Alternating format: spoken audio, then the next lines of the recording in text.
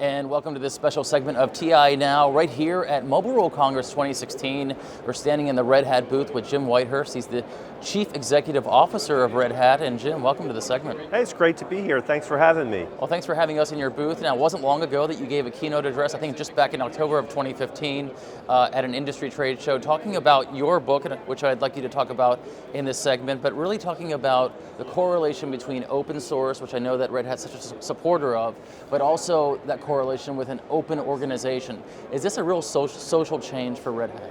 I think it is a major change that we're going to see happening in corporations around the world. So open source is a software development movement which was basically based on people would participate because they wanted to, and groups would self-organize to solve complex problems like operating systems, like OpenStack. Red Hat grew out of the open source movement and really tried to apply those same principles of participation and bottom-up management to a corporation that still has to hit numbers every quarter. And what I've found coming from a traditional organization to Red Hat is it's actually a very effective way to deliver results and in particular drive a much higher level and pace of innovation. Now you talked about a term over and over again in your book called catalyzing direction. I'd like you to explain that to us. Is that really distributing the power amongst the many as opposed to a top-down model? To some extent. So a lot of people talk about, well, I want to distribute more authority out through the organization. At the same time, when you're the CEO, I guess the question is, well, what do I do? And really, as a leader in an open organization, you want to, as little as possible, direct people and tell them what to do, because the whole point is people closer to problems, closer to customers, closer to competitors, probably have a better sense of what to do, but they need a general direction. So a catalyst, in the same way a catalyst in a chemistry experiment basically causes things to happen. As a leader, you agitate, you set general direction, but then allow your organization to actually react and determine exactly how to execute. And then you get better execution doing that.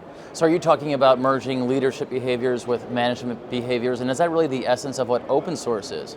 I think that's a great point. It's the key around a more open organization is recognizing that individuals are emotional beings. You know, it's funny when we think about management. Management science, Taylorism, developed in the early 1900s, and it basically did what microeconomics does. It says, let's assume everybody is totally rational and there's perfect information. And we know that doesn't exist in the economy. Why would we think it exists in management? And so leadership kind of developed separately to say, well, we know we need to tap people's emotions and creativity. So you have management, which is kind of cold and assumes people are rational, and then leadership is an overlay of saying, well, we know that's not true. Well, why don't we go ahead and build into management the recognition that people are emotional beings and things like motivation matter, craft and satisfaction with work matters, and actually build that into the structure of the organization. That's what open source has done in a participative model. That's what Red Hat's tried to do in kind of a more open organization management structure.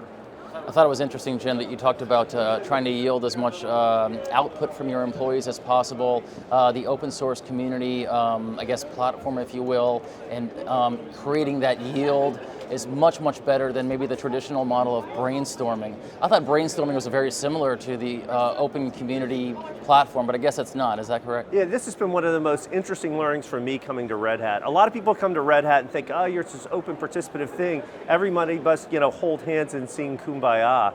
And nothing could be more different than the truth. It's actually, a lot of people will find it a very harsh environment at first.